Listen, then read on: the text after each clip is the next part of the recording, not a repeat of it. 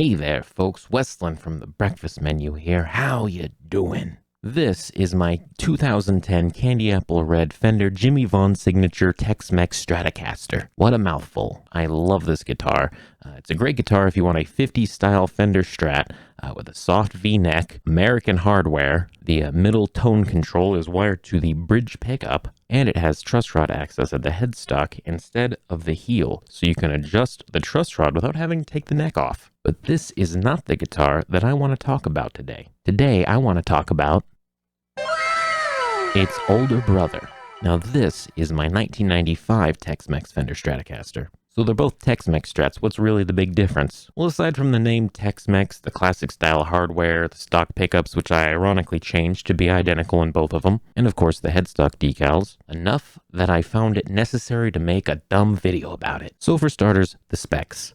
Now again, I've changed a few of the electronics on here. I have wired the middle tone control to the bridge pickup, similarly to on my Jimmy Vaughn Strat. But these originally just had regular old standard Strat wiring. The neck shape on this is also a modern C, and these originally came with both maple and rosewood fretboard options. The pick guards on these are also the more modern 3-ply 11-hole pick guards, and on the Jimmy Vaughn Strat it has the single-ply 8-hole pick guard. Also has a more 70s style big whammy bar. And yes, this is actually the original whammy bar, whereas the Jimmy Vaughn Strat has a more angled pre-CBS style whammy bar. So that might not seem like a lot of differences. A Strat's a Strat's a Strat, right? Or is it?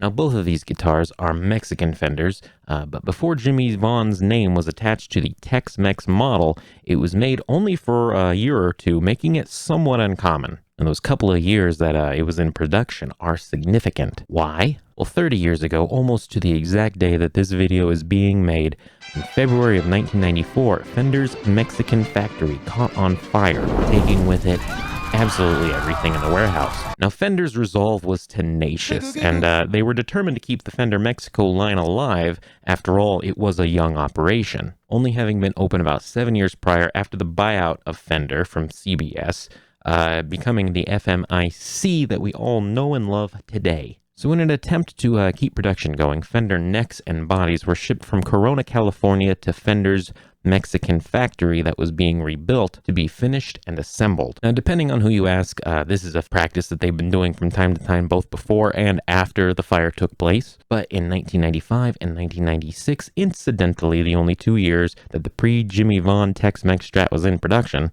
bodies and necks were being used solely from America.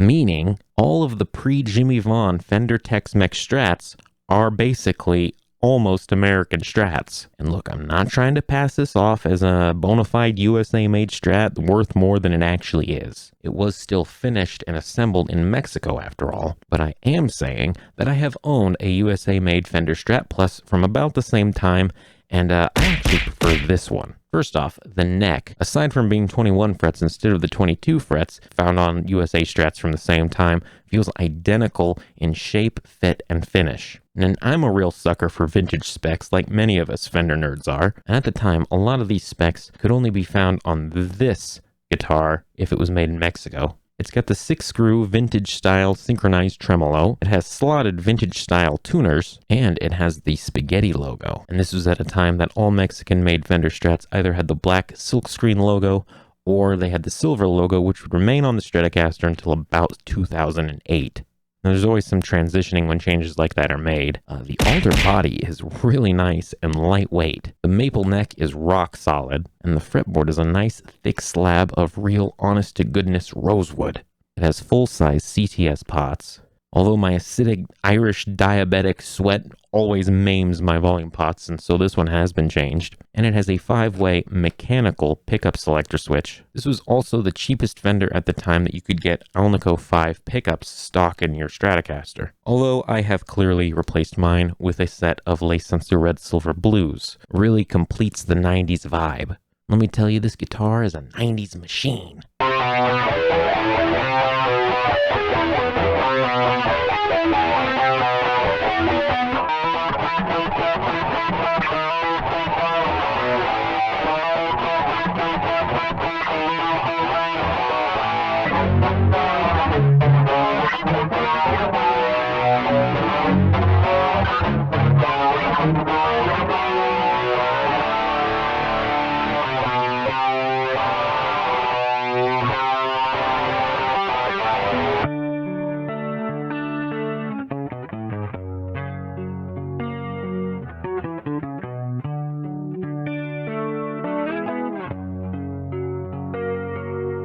you want to hear more of these pickups, I highly recommend Elliot's Stent's video on them.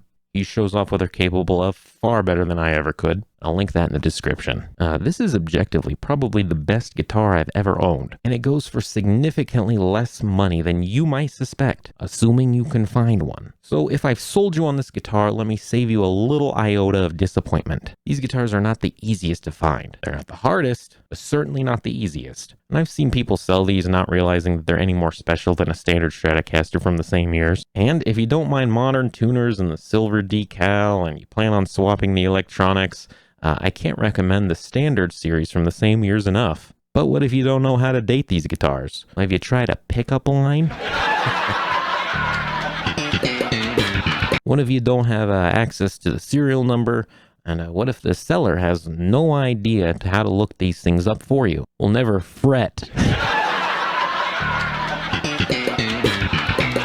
There are a couple of visual cues to keep your eye out that are dead giveaways for these old Strats that were made with quality USA necks and bodies. Firstly, the pregnant headstock. So let's refer to our old red friend here. See how the headstock is, how a Fender headstock is more or less expected to look? This line right here that's cut out from the headstock below the decal is almost completely straight. Now let's compare that to old black here. Looks like someone had a big dinner. And that is the pregnant headstock that has adorned all USA Strats from the mid-80s all the way up to around 1999. If your headstock has this shape, it's a safe bet that that neck was made in Corona, California before it got put on a body. And if it has the pregnant headstock and the spaghetti logo, but no original contour decal or synchronized tremolo decal, 21 frets, old school hardware, you're probably looking at a Tex-Mex Strat. And the next visual cue is pretty subtle and it might not even show up on camera. American Strat body contours were a little bit more rigid around this time, more polygonal.